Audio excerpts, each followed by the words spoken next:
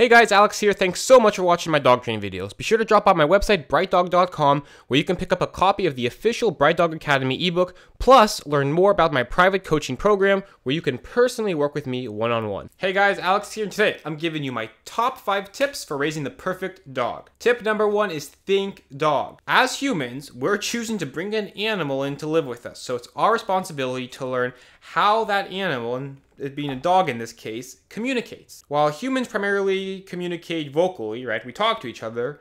Dogs, yes, they bark, but their primary way of communicating with other dogs and even with humans is through body language. So learning what a dog's body language is trying to, what your dog's body language is trying to say is very, very important for not only keeping you safe, but just for understanding what's going on with your dog. If you haven't done so already, I've got a lot of videos on reading dogs' body language. Be sure to check those out. But that is the first tip, is always be thinking dog. When you're struggling with your dog, whether it's teaching him obedience, working on a behavior issue, or anything else, always stop.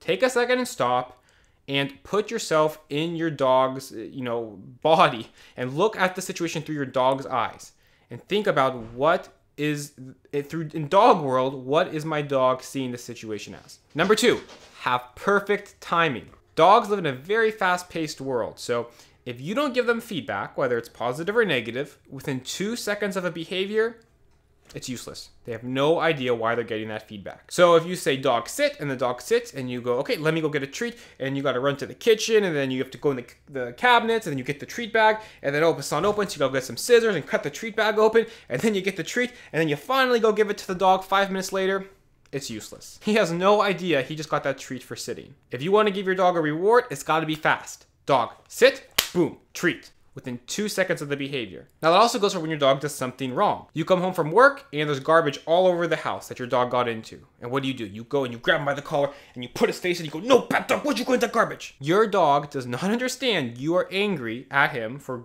ripping up the garbage. He ripped up that garbage 3 hours ago. Remember, 2 seconds. What happens is you come in through the door, angry because the garbage is ripped up, yelling at the dog. The dog associates that anger with you coming home. And now what's gonna happen is the dog starts to think, okay, every time they leave and they come home, they're angry, they get mad at me, I better develop separation anxiety. And from there, things just spiral out of control. So 2 seconds, all right?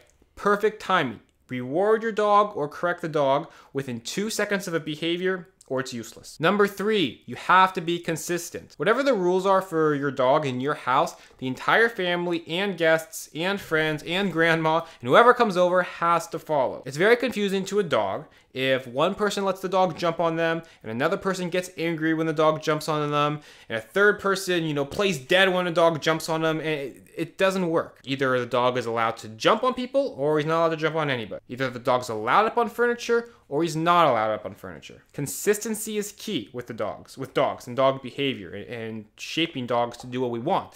So make sure that whatever your rules are, everybody in the family is following them. Number 4, dogs don't generalize, so you have to make a point of training them in different situations. If the only time you ask your dog to sit is when you're in the kitchen, well, then the only time your dog is going to know how to sit is when he's in the kitchen. If you take your dog out to the middle of a dog park with 30 other dogs running around and say, Max, sit, he is going to ignore you. Dogs don't generalize, so you have to practice whatever the commands are you're teaching your dog in many different situations. Start off at home, then go in the backyard, then go in the front yard, then go to a people park, then go to the pet store, then finally the dog park.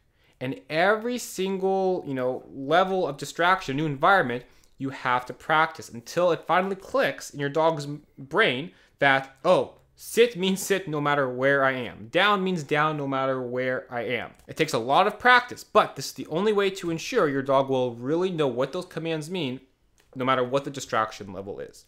And my last tip, set your dog up to succeed. If your dog has a problem with chewing things he's not allowed to, and you leave him home, and you've left your shoes out, you're asking for trouble. You are setting your dog up to fail, and yourself to buy a new pair of shoes. You don't want to set your dog up to fail. So whatever your dog's problems are, and behavior problems, or whatever you're trying to do, even if you're just teaching him obedience, okay?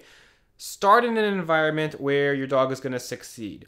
If your dog has a behavioral problem, don't leave him in a situation where odds are he's gonna fail. Always be trying to set your dog up when you're practicing and training him to be successful in whatever it is you're working on. That said, even when you do that, there's going to be times where he's going to fail and he's not going to do what you want him to do. And that's okay. That's part of training. No, these aren't robots, guys. They're dogs, right? They're a living animal. You're not going to get 100% compliance every single time. They're going to make mistakes.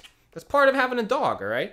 And when that happens, it's important to stay patient, take a break, and then when you come back with the dog, try to go to an easier version. Set him up again. Always try to end your training sessions on a positive note. So if he's getting frustrated, if you're not having success, go back and practice an easier version of whatever it is you're trying to do. All right, guys, that was 5 tips to help you train and raise the perfect dog. Be sure to check out my website, BrightDog.com. If you have any questions and want to work with me one-on-one, I'll be happy to help.